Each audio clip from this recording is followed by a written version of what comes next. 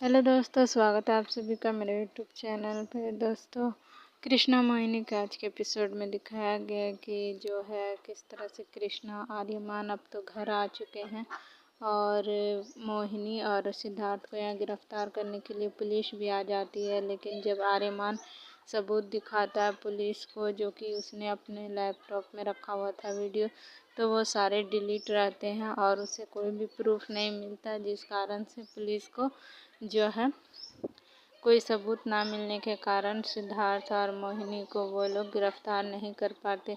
लेकिन आर्यमान जो है यहाँ पे कहता है पुलिस वाले को कि हम यहाँ मोहिनी को नहीं रख सकते, आप इसे कहीं बाहर शिफ्ट कर दो। फिर तो यहाँ पे सिद्धार्थ भी जो है कहता है कि सही है, मोहिनी अब यहाँ नहीं रह सकती, तो फिर उसे होटल में शिफ्ट किया जाता है। फिर पुलिस वाले यहाँ से चले जाते हैं। लेकिन यहाँ पर आर्यमान और सिद्धार्थ में बहस होती है कि तुम जानबूझकर इल्ज़ाम लगा रहे हो मुझ पर, क्योंकि तुमने ये सारा कुछ किया है और अब मुझ पर थोपना चाहते हो।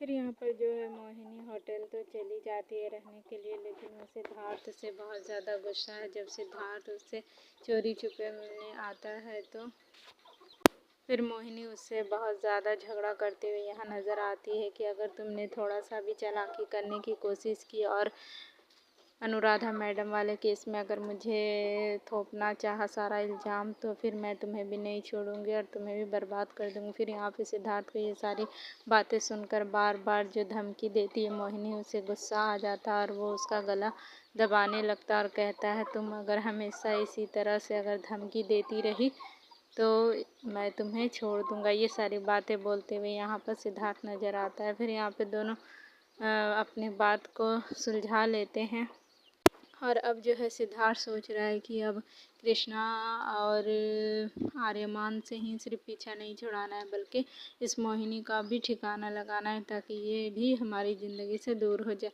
ये सारी बातें जो है सिद्धार्थ सोचता हुआ यहाँ नज़र आ रहा है। फिर वहीं दूसरी तरफ सिरजिला, जो कि हमेशा अपने बेटे का साथ देती है, उसे अब शक हो चुका है कि मोहिनी के चक्कर में सिद्धार्थ जो है बहुत गलत काम करने लगा। फिर वो उसके कमरे में सिद्धार्थ का इंतज़ार करती है और फिर जब सिद्धार्थ आता है तो उससे पूछती है कि क्या तुमने अनुराधा मैडम पर गोली चलवाई थी, तो फिर या फिर तुमने खुद चलाया था। तो यहाँ पे सिद्धार्थ जो है साफ मुकर जाता है और कहता है कि मैंने ऐसा कुछ भी नहीं किया था। फिर यहाँ पर एक ज़ोरदार थप्पड़ लगाती है सिरजिला और फिर पूछती है, तो फिर सिद्धार्थ यहाँ पर बताता है सारी सच्चाई। फिर यहाँ पर सिरजिला कहती है कि प्रॉपर्टी लेने तक तो सब ठीक था, लेकिन तुम क्रिमिनल कब से बन गए और दूसरों को मारने कब से लग गए। ये सारी बातें बोलते हुए यहाँ पर सिरजिला नज़र आती है और उसे समझाती है कि वो मोहिनी से पीछा छुड़ाए और ये सारा काम सब ख़त्म करे, इस मामले को किसी भी तरह से निपटाए। फिर यहाँ सिरजिला चली जाती है। फिर आर्यमान जो है पुलिस वालों से कहता है कि अनुराधा मैडम की जान को बहुत ज़्यादा खतरा है, उसकी सिक्योरिटी और ज़्यादा बढ़ा दी जाए ताकि उन्हें कुछ भी ना हो।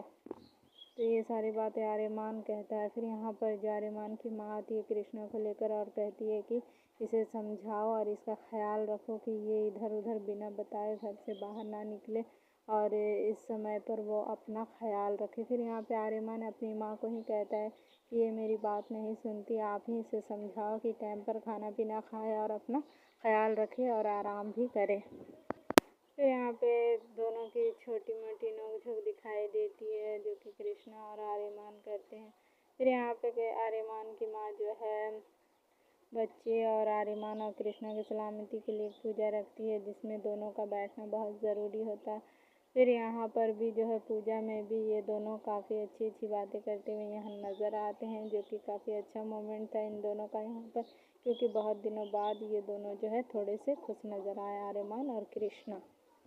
फिर यहाँ पर जो है आर्यमान सिद्धार्थ से बात करने के लिए उसे कमरे में जाता है और उससे अपनी सारी प्रॉपर्टी की जितने भी पेपर्स होते हैं वह सभी चीज़ें जो है सिद्धार्थ को देता है और कहता है कि मैं तुम्हें ये सारी चीज़ें देने के लिए तैयार हूँ, प्रॉपर्टी वगैरह सब कुछ, लेकिन तुम्हें हमारे परिवार को एक साथ रखना होगा और ये सारी चीज़ें जो तुम कर रहे हो ये सब बंद करना होगा। तो फिर यहाँ पे सिद्धार्थ कहता है कि मैं ऐसा कुछ भी नहीं करूँगा और फिर जो है वो कहता है कि मैं तुमसे बचपन से जलता आ रहा हूँ क्योंकि तुमने मुझसे मेरा सब कुछ छीन लिया है। पापा हमेशा तुम्हें ही मानते हैं कि यहाँ पे वो जो है सिद्धार्थ अपने पापा की बात कर रहा है कुंदन की, जो कि वो हमेशा आर्यमान को ही आगे बढ़ाते रहते थे और उस पर ध्यान नहीं देते थे, जबकि सिद्धार्थ में ही खुद कमी थी। वो सिर्फ अपने फिजूल कामों में दिमाग लगाता था और वो किसी की बात नहीं सुनता था। फिर ये सारा इल्ज़ाम यहाँ पे आर्यमान पर लगाता है कि तुमने ये सारा चीज़ मुझसे छीना है। मेरे डैड सिर्फ तुम्हारे बारे में बात करते हैं, सिर्फ तुम्हें मानते हैं, तुमने डैड को छीना है मुझसे। ये सारी बातें यहाँ पे सिद्धार्थ करते हुए नजर आते हैं। फिर यहाँ पर जो है आर्यमान कहता है, तू ऐसा क्यों बोल रहा है, तेरे डैड तो तेरे साथ ही हैं, तू अगर उनकी बात सुनेगा तो वो भी तुम्हारी सुनेंगे। फिर आर्यमान कहता है कि तुम्हारे पास तो तुम्हारा पूरा परिवार है, फिर भी तुम इस तरह से क्यों रिएक्ट करते हो। देखो मेरे पास तो फादर भी नहीं है। लेकिन यहाँ पर फिर सिद्धार्थ कहता है, तुम्हारा बाप नहीं है तो क्या मेरे बाप को छीनोगे। तो यही सब बातें होती है जिसमें दोनों के बीच बहस बहुत ज़्यादा बढ़ जाती है, दोनों के बीच हाथापाई भी होने लगती है। लेकिन शुरुआत जो है वो सिद्धार्थ करता है आर्यमान को मारकर। तो फिर आर्यमान को भी बहुत ज़्यादा गुस्सा आता है, वो भी जो है सिद्धार्थ पर हाथ उठाता है और बहुत दोनों में जो है बहुत धक्का मुक्की और मारपीट होती है।